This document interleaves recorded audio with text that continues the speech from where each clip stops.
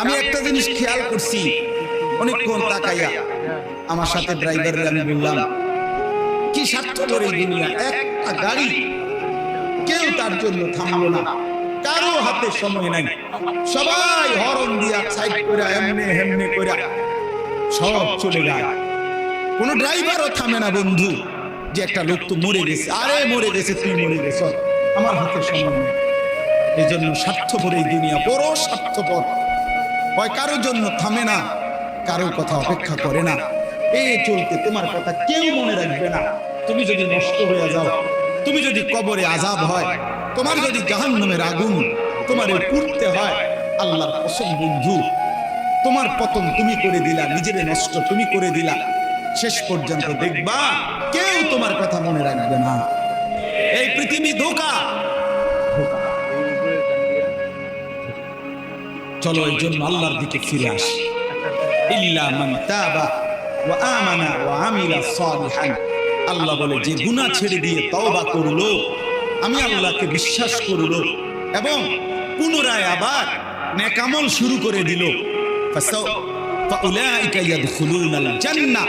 আমি আল্লাহ ওয়াদা দিলাম, আমি আল্লাহ তাদেরকে জান্নাতেই ঢুকায় দেব। ওয়ালা ইউজলামুনা শাইআ। কোনো জুলুম করা হবে না এক বিন্দু।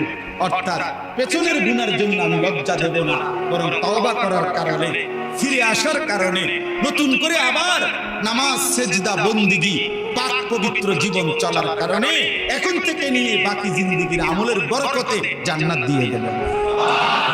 এই জন্য প্রিয় সন্তান, প্রিয় কিশোর, নওজোয়ান, যুবক, চলো ইনশাআল্লাহ বদলাইবার সিদ্ধান্ত নেই। সবাই এই পরিমাণ শাহওয়াত, এই পরিমাণ অবৈধ কামনা বাসনা, নারী ছবি, অশ্লীলতা, মাতাল হয়ে গেছে বন্ধু চারিদিকে, সমাজের চারিদিকে। এই হজ্জের সফরে ছিলাম, যে কয়দিন যাই খোঁজ খবর নিয়েছি দেশে, খবর একটাই, হত্যা, খুন, ধর্ষণ, নারী নির্যাতন।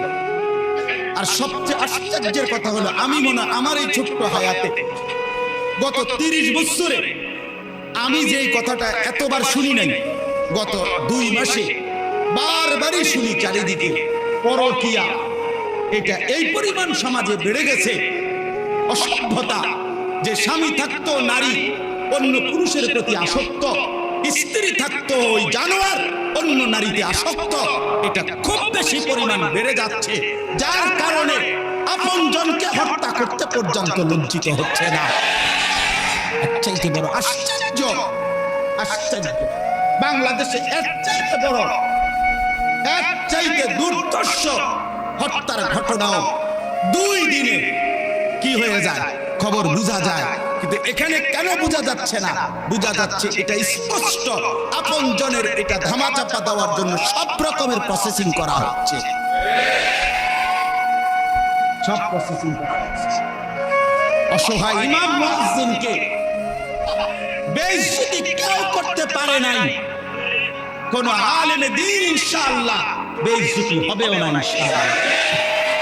মনে রাখ, মনে রাখ, গতকালকে রাত্রে আমাদের কুমিল্লায় গত 3 মাস আগে একজন আলেমে দ্বীনকে একজন প্রিন্সিপাল বেইজ্জতি করছিল, অপমান করে সামান্য অজুহাতে মসজিদ থেকে বিদায় করে দিছিল। ওই কলেজের ছেলেরা গতকালকে রাত্রে ওই মসজিদের ভিতরে ঢুকাইয়া 9 ঘন্টা আটকাইয়া তার হাতে ছাত্রদের উপস্থিতিতে তার পদত্যাগ পত্র দিয়া হাত ধরে কলেজ থেকে বের করে দিয়েছে। আল্লাহ তাআলা বেইজ্জতি করে দেখায় দিয়েছে। ছাত্ররা বলছে, স্যার সই দেন, আমরা 50 টাকা দিন।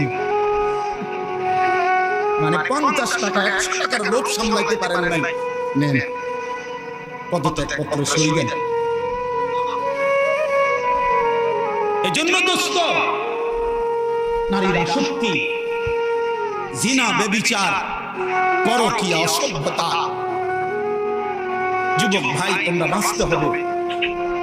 নওজোয়ান, আল্লাহ যদি হায়াত দেয় তোমরে, আগামী সময়টা তোমরা তো পৃথিবীতে থাকতে হবে। এই সমাজ, এই দেশ তো আলাদা করতে পারতা না, তুমি তো এই জমিন ছেড়ে দিতে পারতা না বন্ধু। সম্পদ যদি হয় তোমরা সব ছেলে তো একসাথে চাঁদের দেশে যাইতে পারতা না, আরেকখানে যাইতে পারতা না। এই সমাজ নিয়ে বাঁচতে হবে, এই দেশ, এই মাটি, এই এলাকা নিয়ে তো তোমাদেরকে বাঁচতে হবে ভাইয়া। তাহলে এই সমাজ যদি তোমরা এভাবে নষ্ট করে দাও, তোমরা যদি সবাই বেনামাজি হয়ে যাও, নারী, ছবি, মোবাইলের অস্থির দৃশ্য ছাড়া যদি তোমাদের রাত না কাটে, দিন না কাটে, আগামী 20 বছর তোমরা সমাজ, তোমার অঞ্চল, তোমার ঘর পরিবার নিরাপদ থাকবে কেমনে? বাঁচবা কেমনে? চলবা কেমনে? চলবা কেমনে? বলো ভাইয়া। 9 বছরের বাচ্চা মেয়ে যদি নিরাপত্তা না পায়, আমার সমাজ কি পরিমাণ অশান্ত হয়ে গেছে? হ্যাঁ, কেমনে বাঁচবা ভাই? তোমারও তো বোন আছে, তোমারও তো ছোট বোন আছে, তোমারও তো ছোট বোন আছে, তোমার বোনেরও তো নিরাপত্তা দরকার। তুমি তো এই সমাজ থেকেই, এই পৃথিবী থেকেই কোনো না কোনো নারীকে বিয়ে করবা, তারও তো চরিত্রের পবিত্রতা দরকার, দরকার না? তো কেমনে মিলবে ভাইয়া? কেমনে মিলবে?